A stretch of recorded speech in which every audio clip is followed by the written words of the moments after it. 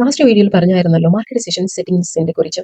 ഇപ്പൊ നമുക്ക് അതിന്റെ കണ്ടിന്യൂഡ് എന്താണെന്ന് നോക്കാം. ഓക്കെ, റൈറ്റ് സൈഡിൽ നമ്മൾ UTC-4 ഉണ്ടാവും, ഇതിൽ ക്ലിക്ക് ചെയ്യണം. പിന്നെ UTC-4 ന്യൂയോർക്ക് ക്ലിക്ക് ചെയ്യണം. ഓക്കെ, പിന്നെ നമുക്ക് ടൈം ഫ്രെയിം വന്നിട്ട് 4 hour ടൈം ഫ്രെയിം ആണ് നമ്മൾ നോക്കേണ്ടത്, മാർക്കറ്റിന്റെ ബയാസ് നോക്കാൻ. ഓക്കെ, അതിനുശേഷം നമ്മൾ 5 minutes ഷിഫ്റ്റ് ചെയ്യുന്നു.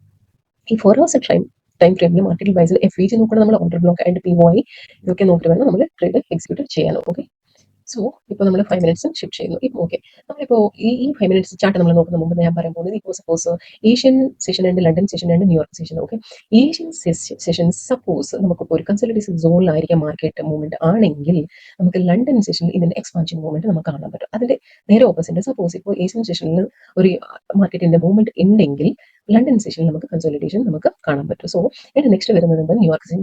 ന്യൂയോർക്ക് സെഷനിൽ വന്നിട്ട് കംപ്ലീറ്റ് ചെയ്യുന്നത് ന്യൂസ് ഒരു ഡാറ്റ റിലീസ് ചെയ്യുന്ന ഒരു ടൈമാണ്. സോ ഇതിൽ സ്പെഷ്യലായിട്ട് നമുക്ക് നോക്കുന്നത് FOMC ഡാറ്റ റിലീസ് ഉണ്ടാവും, അതുപോലെ തന്നെ NFP അൺഎംപ്ലോയ്മെന്റ് ഡാറ്റ റിലീസ് ഉണ്ടാവും, ആൻഡ് CPI ആൻഡ് PPI ഇതിന്റെ ഡാറ്റ ഒക്കെ റിലീസ് ചെയ്യുന്ന ഒരു ന്യൂയോർക്ക് സെഷൻ ആയിരിക്കാം. അതുകൊണ്ട് ഇതൊക്കെ നോക്കിയിട്ട് വേണം നമ്മുടെ ട്രേഡ് എക്സിക്യൂട്ട് ചെയ്യാൻ. ഓക്കെ, ഓക്കെ, 5 minutes ചാർട്ട് എന്താണെന്ന് ഞാൻ കാണിച്ചു തരാം. ഓക്കെ, ഇപ്പോൾ Thursday. Okay, it was on Thursday and Friday. Okay, Thursday എന്ന മാർക്കറ്റിൽ ഗ്യാപ് ഡൗൺ ഓപ്പൺ ആയി.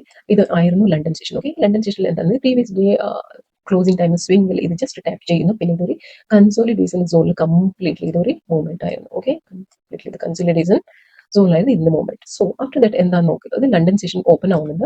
ലണ്ടൻ സെഷൻ ഓപ്പൺ ആയതിനു ശേഷം ഇവിടെ കാണാൻ പറ്റും, ലണ്ടൻ സെഷൻ ഇതിന്റെ ഒരു എക്സ്പാൻഷൻ മൂവ്മെന്റ് നമുക്ക് കാണാൻ പറ്റും. എക്സ്പാൻഷൻ മൂവ്മെന്റിൽ ഇത് ന്യൂയോർക്ക് സെഷൻ വരെ കണ്ടിന്യൂ ചെയ്യുന്നുണ്ട്. ഓക്കെ, സോ ഇതാണ് നമുക്ക് കറക്റ്റ് ആയിട്ട് നമുക്ക് അറിയാൻ പറ്റുന്നത്. ഈ 3 സെഷനിൽ എന്താണ് അക്യുമുലേഷൻ, മാനിപ്പുലേഷൻ, ഡിസ്ട്രിബ്യൂഷൻ സ്റ്റേജ് എന്താണ് നടക്കുന്നത് നമുക്ക് കറക്റ്റ് ആയിട്ട് നമുക്ക് അറിയാൻ പറ്റും. ഇതൊക്കെ നോക്കിയിട്ട് വേണം ഗോൾഡിൽ ട്രേഡ് ചെയ്യാൻ.